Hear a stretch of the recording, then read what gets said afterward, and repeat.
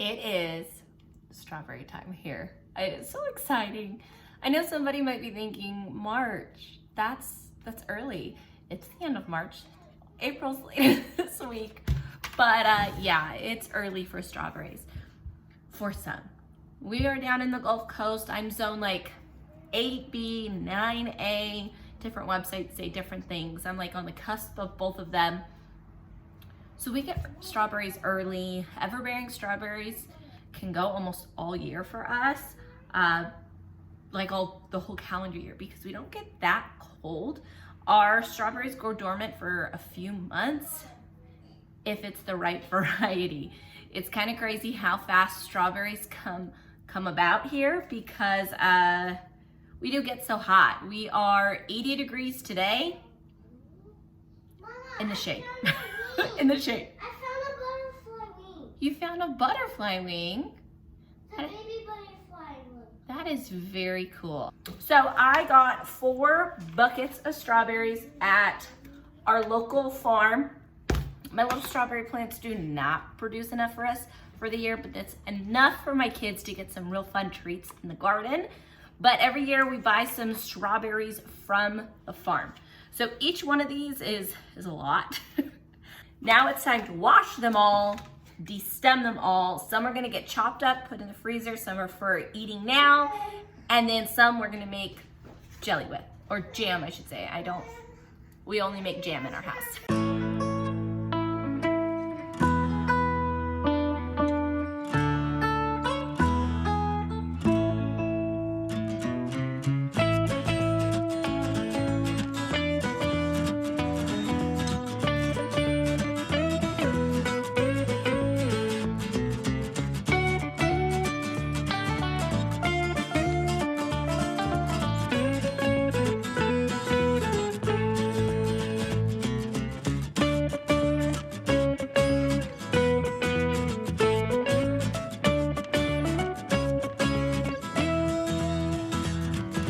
In my freezer, I found strawberries from last summer.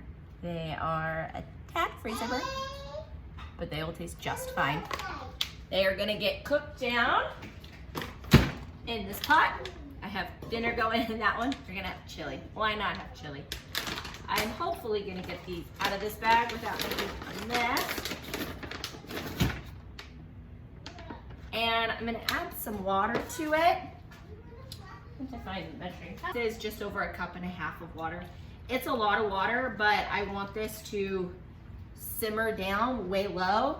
And some of these strawberries that I'm gonna peel, well not peel, I'm gonna cut the tops off, are gonna get thrown in that. I'm gonna have a full pot and we're gonna make jelly. I'm either gonna make jelly late tonight or tomorrow. We will see what day it is, but strawberry jelly, I call it jelly, it's jam. I just cook them down, blend them, add a little bit of sugar, add a little pectin, magic. It's done. That's all I do for jam. It's great. So we're gonna cook that down, and now to take the tops off all these strawberries.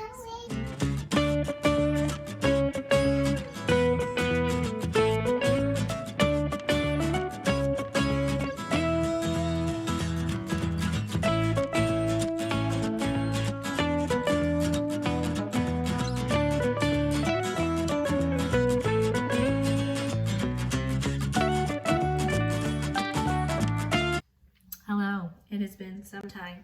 We've had dinner. I need to finish my jelly, but I know better. I'm putting on an apron. So, twist it, there we go. I have this 5-quart Dutch oven, pretty dang full. So, what I need to do is, it's still fairly warm. I need to deal with pectin. Today I'm using this pectin. I buy a case of this pectin about every 1 to 2 years.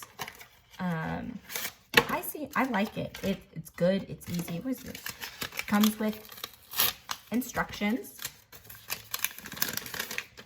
And it tells you everything you need to know how to make it if you get this jam. So 12 cups. I'm gonna have to do math. Quarts, I gotta do quarts to cups. There are 2 cups per pint. there are 4 cups per quart. 4 cups per quart. Gosh, I can do this at 8:30 at night. Okay, so 12 cups of prepared fruit. So it says you need 12 cups per packet. Well, I have that much. Pretty much 5 quarts, which is about 20 cups, 24 cups. So I'm gonna need at least 2 packs of this, but before I add in my pectin, I'm just going to immersion blend my strawberries. I do jam like literally the most cheating way possible. I cook it down till it's soft, then I blend it up. I add in how much sugar I want. I added my pectin. I get it thick. I can it. That's all I do it. I've been doing it this way for a few years now. Ooh, it works out great. Take out my utensil container. And if you do not have one of these, buy one now. I'm not gonna lie. Best invention ever. So here we go.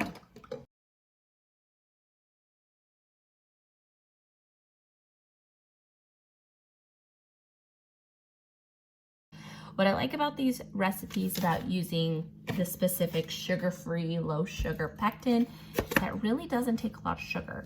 Traditionally, if you go look at jelly recipes, jam recipes, it's like 5 cups of fruit juice puree to 5 cups sugar. Jellies and jams typically have so much sugar. The fruit's already naturally sweetened. You don't need that much sugar. You just really need enough to help the pectin set, because some pectins or gelatin things, they need that sugary complex to help them set. This specific kind, you do. All right, I am going to, my stuff is just kind of warm. It's not cold or nothing, or hot, boiling. Still need to add the sugar. Where's my other box? I am just gonna go ahead and add 2 boxes, you guys. I'll be a little rebel over here. I might add a little extra. It's not gonna do anything horrible to it.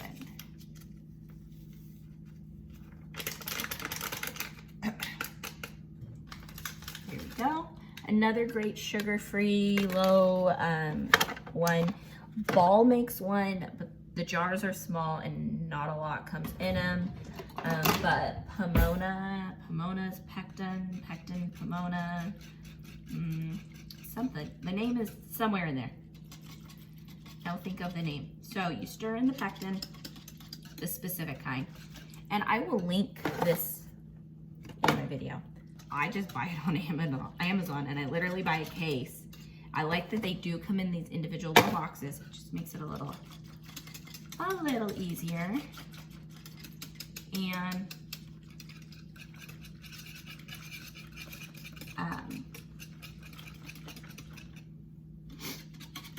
because sometimes I only need a little batch, and I like that they have the instructions. It's just cheating. In the Ball cookbook that I always suggest, which I will also link below, you can get it at so many different places these days. It does have low sugar, low sweetener options too. What I do like about this specific one is that it has, what's it called? Sugar substitute. Yeah, non-sugar sweetener. It gives you, if you need to use like Sweet and Low or the stevia packs or something, if you don't like to use regular sugar, that works for this pectin. Not all pectin works the same, so you just really need to read your directions. But this Miss Wages, is that who it is? Yeah, Miss Wages. I really like it. So I just whisk my pectin in, and you're supposed to let it sit for a few minutes. For these instructions, you let it sit for a few minutes, you bring it up to a boil, you add in the sugar, melt it in, and then can it. So while this sets, I have, what do I have? 7 jars in this case. I'm gonna go track down some more jars and get my canner set up.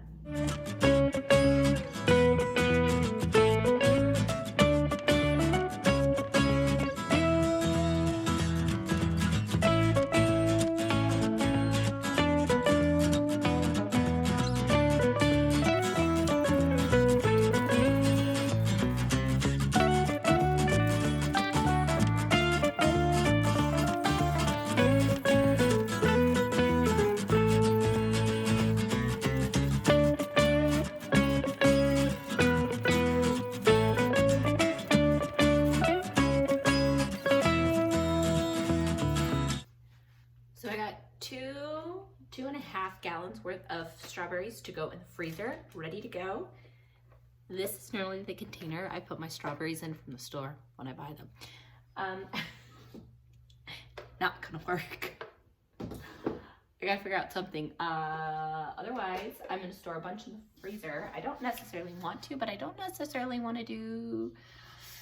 I kind of want to make a strawberry pie. Might do that tomorrow. So I need to put this in something else so they don't go bad. And that bowl just takes up way too much room in my fridge. Conveniently, the rest of the strawberries fit in this a big old mixing bowl.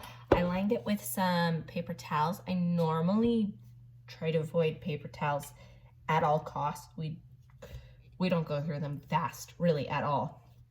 But they really help with absorption of moisture against the berries. And these are ripe, so they can go bad pretty fast. So what I'm going to do is just put the lid on them. I'm gonna stick them in the fridge. My kids are gonna be eating these like crazy. I mean, I keep sitting here just, you know, snacking along. So one of the rules when canning something hot is you put it into a hot jar. So you wanna match like temperature with like temperature. My jars are room temp. They're all now clean. I'm going to take them and submerge them in my water as it's heating up. I fill up the jars so they don't float. And this is one way to get your jars warm. Growing up, my mom would have the sink full of hot water with jars sitting in it. I know some people who put their jars through like a hot cycle in the dishwasher. My dishwasher's always full of dishes. That is not possible. I seem to can most late at night. It's usually after my kids have gone to bed, whenever my project is done and ready. Sometimes through the summer, I will have canning marathons.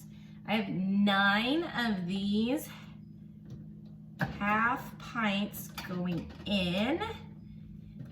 They fit around, 9 fit around the edge. And then I have some regular pints. I don't honestly know how much I'm going to have. I think I can fit 3 pints.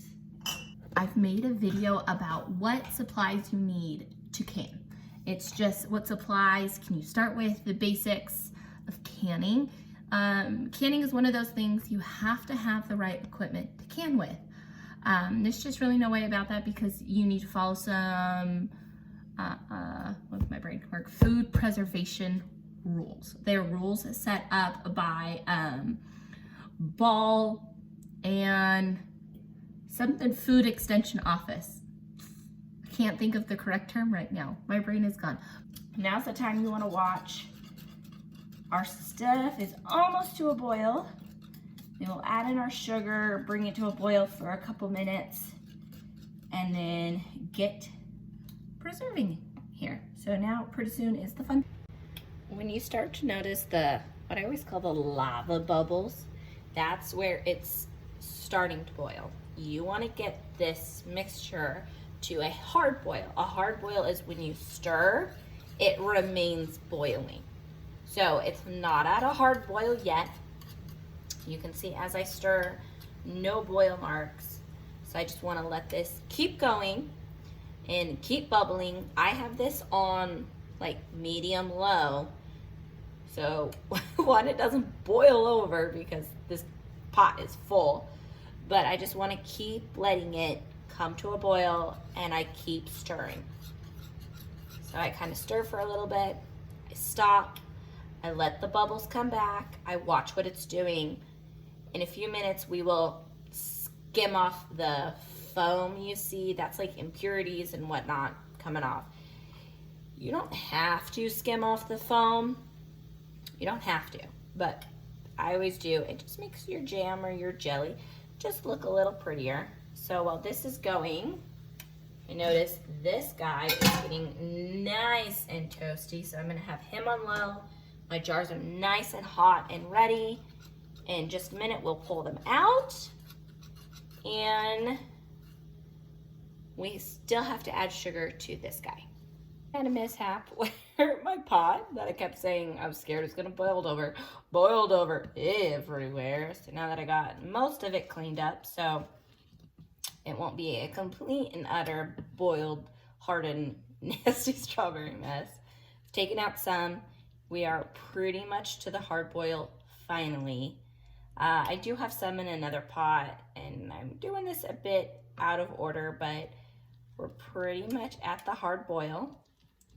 So I'm just still stirring, and with one hand as I'm stirring, start getting my sugar so we can get the sugar melted. In here, I'm gonna turn down my heat just a hair. And I have decided to add 2 cups of sugar to all of this, which 2 cups of sugar is not really a lot when you consider I have like 20 cups, a little less than 20 cups now of strawberry mixture. So 2 to 20 is a really good ratio.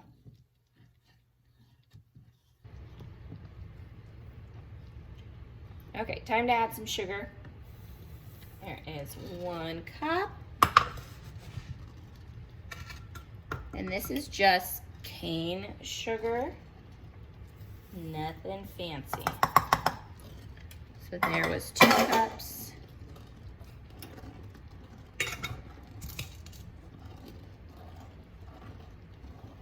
Turn it down just a hair.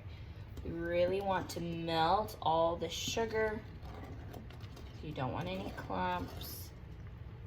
I'm gonna bring this up to a boil, and as this is boiling, I'm going to add back in all of this. It should be in there.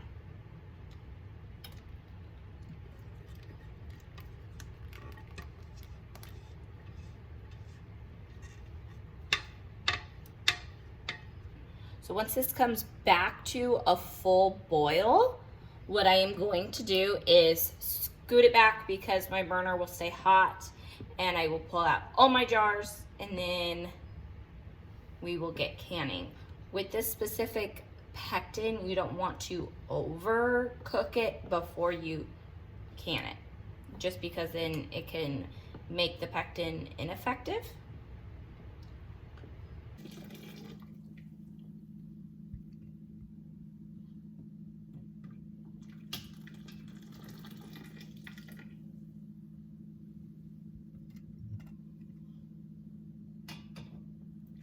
Okay, it's time to fill jars, and let's talk about it.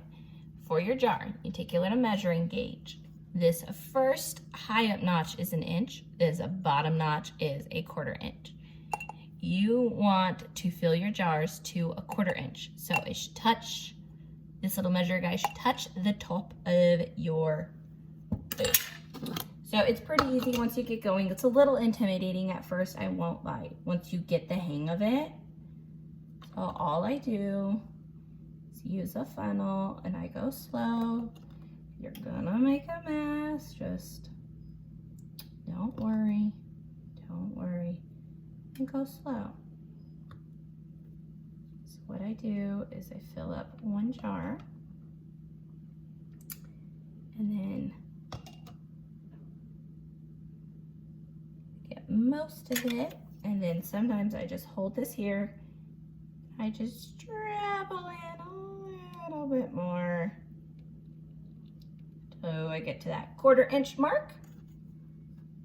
And then what you want to do, take some good old vinegar on a rag. Rag, paper towel, really however you want to do it. Soak your rag full of vinegar. And then you want to wipe the top rim. This will help remove any sticky liquid, especially like jams and jellies. There's that sugar, it will get sticky. And then you take a lid, stick the lid on, take a ring, screw the ring on. You screw it on, fingertip tight. And that's it. And now I will just keep doing the rest till I fill it up and figure out how many more jars I need.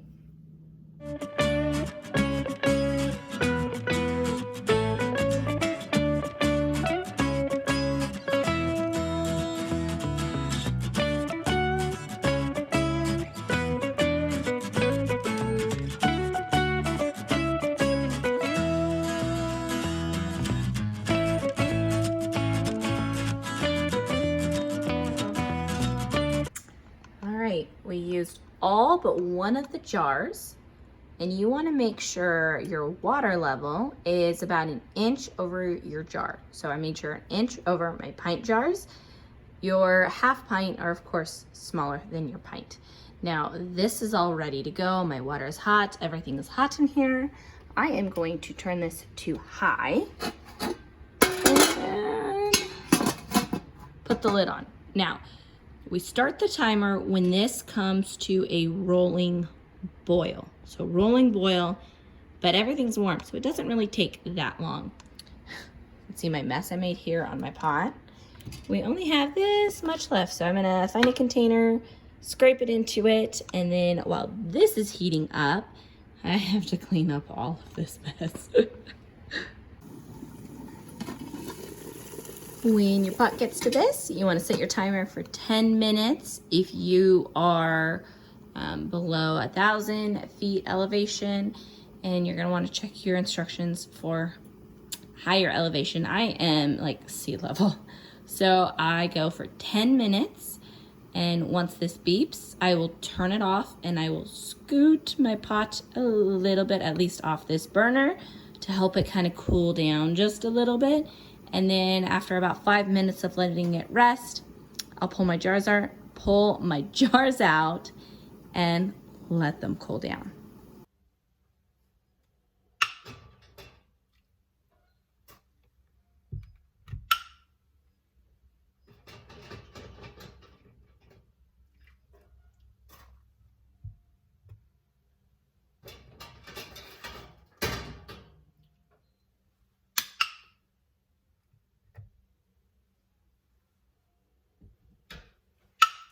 You want to hear that popping noise? That means your jars are sealing. So it's kind of fun. You want to hear that pop, pop, pop, pop, pop. Now, what I'm going to do is not touch these.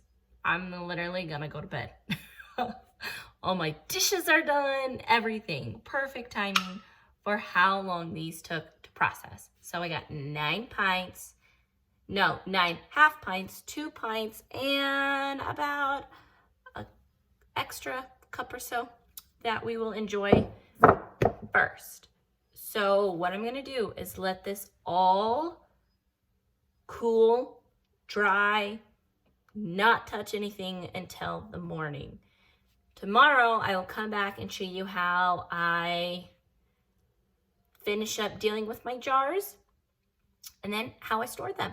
It is the next day and our jelly is all done. It is this gorgeous pink color. And what's fun after this is your rings should just literally roll off. Now my jelly is a little, not perfectly set, but I don't care. So your rings, pull them off.